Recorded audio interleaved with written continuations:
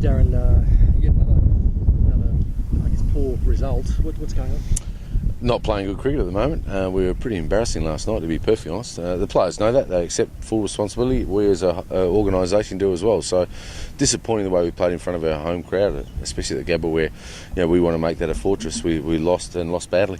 Can you put your finger down to why, though? Was it an attitude thing?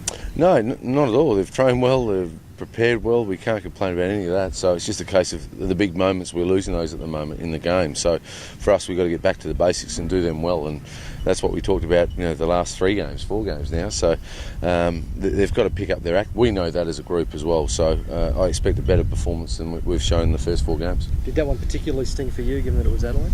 They all sting. Doesn't matter who we're playing, they all sting. So for me, you never worry about who you're playing. It's a case of actually just performing well each and every game. And at the moment, first 3 games were tight games, but we got blown away last night.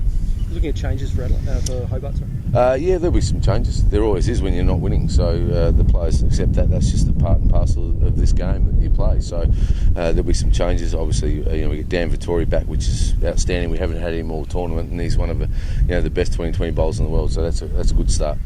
Hopes he should be back? I think Hopes will be back. Yeah, we have a fitness test tomorrow. Obviously, it's a bit slower, that knee, than we would have thought or would have liked, in fact. So we've just got to make sure when he comes back, he's 100% and ready to go for the rest of the tournament.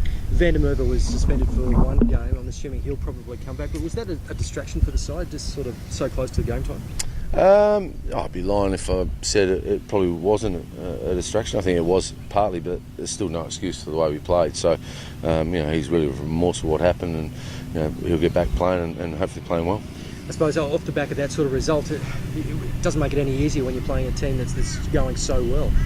No, Hobart are good. They've obviously flying 4 wins on the trot, so we'll have to play the best we can to beat them. They're in good form, but 2020 is a funny game, isn't it? It's 1 over either here or there, and last night, our last 2 overs went for 31, and we got off to a flyer, and then we had a couple of rash shots. So it's quite one of those games that can change very quickly.